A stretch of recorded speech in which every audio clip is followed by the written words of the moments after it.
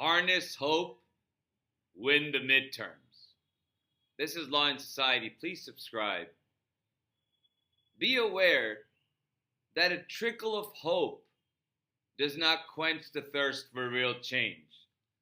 Winds in Texas last week show that there's a substantial shift leftward in Texas. This gives us hope for the midterms. But don't forget that there are many things that can get in the way of free and fair elections this November, like Donald Trump's DHS army, or the US military if Trump decides to invoke the Insurrection Act because he will end up sufficiently inciting the public with his DHS army that there will be random instances of violence like we've already seen. That is a good reason why we must remain completely peaceful when we protest. Screaming at federal agents and blowing whistles in their faces grazes really close to getting in the way, obstructing their official duties, no matter how unconstitutional or illegal that may be. Our job is to protest. Hone in on why you have the whistle, to warn your neighbors and people nearby that DHS agents are nearby. That is the reason you have the whistle.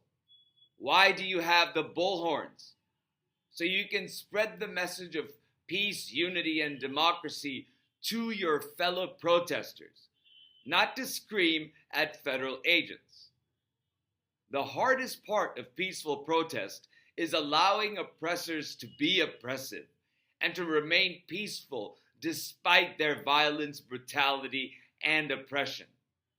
The evil of their ways show up far clearer against the backdrop of massive peaceful protest. Not physically conflicting with federal agents, but blowing your whistles in areas that need warning and using your voices loudly where you need to galvanize your fellow protesters. Do not waste your time antagonizing Trump's DHS army. He will use it as a pretext to flooding our streets with federal agents and then the US military itself. Then there's the gerrymandering and voter suppression efforts in Texas and other Republican-led states.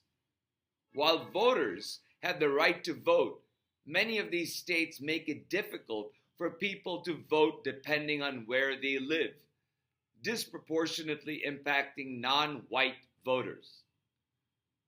There is a right to vote, but no right to having equal access to voting locations. That's where equity plays a role. That's where cases go to courts and courts determine whether certain voter suppression efforts break election laws in various states. Lawyers like Mark Elias and Norm Eisen and many others are working daily to litigate these cases throughout the country. Let us hope they adequately watch over the election procedures to make sure Trump's regime isn't interfering in elections. And that is because the federal executive has no power at all over elections. That power is constitutionally vested to the states and Congress. Nothing Trump does in terms of elections falls within his official duties, not even creating a premise that would give him the power to deploy military to stand guard at voting locations. He may invoke the Insurrection Act, but that does not stop the right of the people to vote, and he does not have the constitutional power to police election locations. State and local jurisdictions have that power because both state elections and policing are state powers. The first one, according to Article 1, Section 4, Clause 1 of the Constitution, and the second one via the 10th Amendment of the Constitution. Then there are the intra-party super PACs and negative messaging, battles between qualified public servants that would inevitably reduce patriotic and able talent into federal governance, like the primary between James Tallarico and Representative Jasmine Crockett. I'll be frank, I don't like it. I believe Representative Crockett could easily be one of the most vocal and powerful representatives in the House in the very near future. And James Tallarico resonates with Texans on a religious level unlike anybody in the primary field.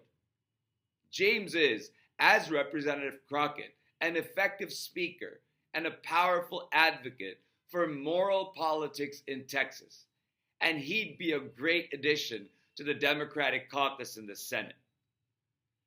It would be a net gain if James wins Senate and Representative Crockett remains in the House.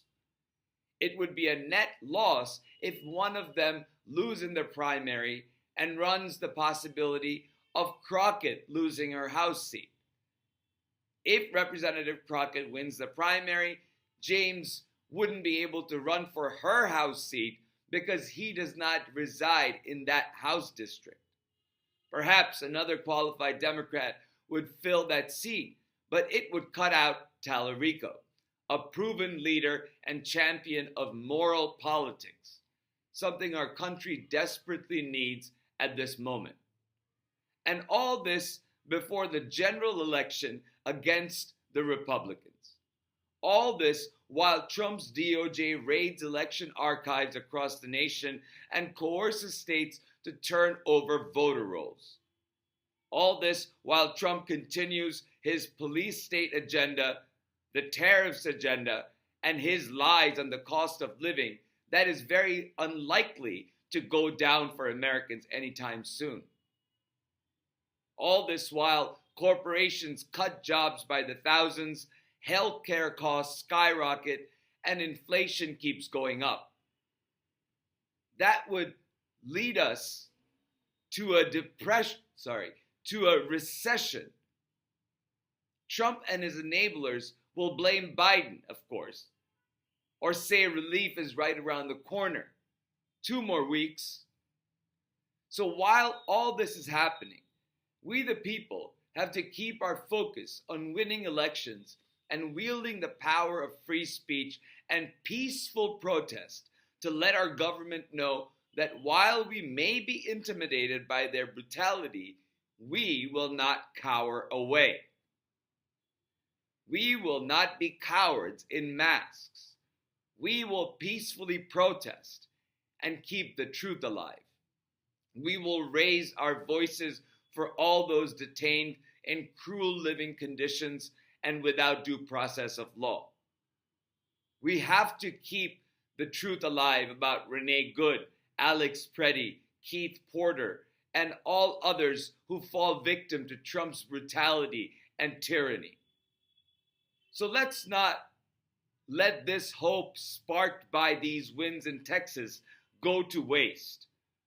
Harness that hope and momentum, and do not take a win in the midterms for granted.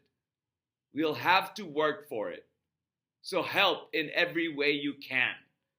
We all have limitations, but we all also have countless ways to help and be part of the tribe and community that is America. A big, messy, dysfunctional family. And we must keep it. Thank you for listening, and I will talk to you soon.